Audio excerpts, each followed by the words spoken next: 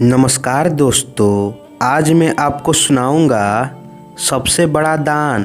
कई दिनों तक मगध में रुकने के बाद गौतम बुद्ध मगध की राजधानी से प्रस्थान कर रहे थे। जब इस बात का पता सभी को चला तो वहाँ के राजा और बड़े बड़े सेठ सभी गौतम बुद्ध के पास आए। वह सभी लोग बुद्ध के लिए बड़े बड़े उपहार भेंट करने के लिए लाए। उन सभी के अंदर यह लालसा जगी हुई थी, बुद्ध उनके उपहार से ज़्यादा प्रसन्न होंगे। हर कोई अपने उपहारों को सर्वश्रेष्ठ समझ रहा था। उनमें से जब भी कोई व्यक्ति दान देने के लिए बुद्ध की तरफ आगे बढ़ता, बुद्ध दूर से ही हाथ हिलाकर उसे स्वीकार करके आगे बढ़ा देते। बुद्ध यह बर्ताव सभी लोगों के साथ कर रहे थे। तभी उस भीड़ में से एक वृद्ध महिला आकर बुद्ध के सामने खड़ी हो गई और बुद्ध को प्रणाम करते हुए कहने लगी, मैं भी आपको कुछ देना चाहती हूँ, परंतु मैं बहुत गरीब हूँ। आज बगीचे में मुझे यह आम मिले, मैं इसे आधा खा चुकी थी। तभी मुझे आपकी प्रस्थान की सूचना मिली और मैं आपके दर्शन के लिए यहाँ चली आई। मेरे पास खाए हुए आम के सिवाय आपको देने के लिए कुछ भी नहीं है। क्या आप मेरी इस भेंट को स्वीकार करेंगे?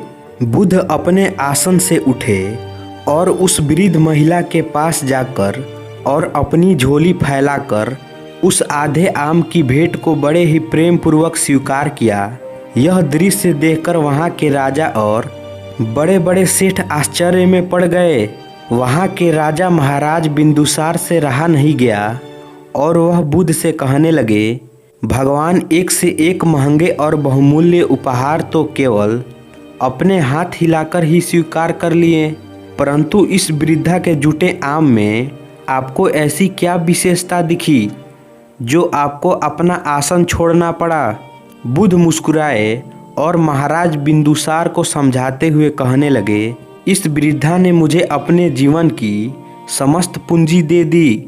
आप लोगों ने मुझे जो भी उपहार दिया वह तो आपकी संपत्ति में से छोटा सा अंश मात्र है। आपने दान तो दिया, लेकिन दान देने का अहंकार अभी भी आपके अंदर से गया नहीं। इस वृद्धा ने मेरे प्रति अपने प्रेम और श्रद्धा को दिखाते हुए अपना सब कुछ मुझ पर समर्पित कर दिया, फिर भी इसके मुंह पर असीम शांति और करुणा है। फिर बुद्ध राजा बिंदुसार को बताने लगे, सच्चे मन से दिया हुआ दान ही सच्चा दान होता है। उन सभी धनी लोगों को अपनी गलती का एहसास हुआ और सभी बुद्ध से क्षमा मांगने लगे। तो दोस्तों, आशा करता हूँ यह कहानी आपको अच्छी लगी होगी, तो इसे लाइक करें और हमारे चैनल को सब्सक्राइब करें। धन्यवाद।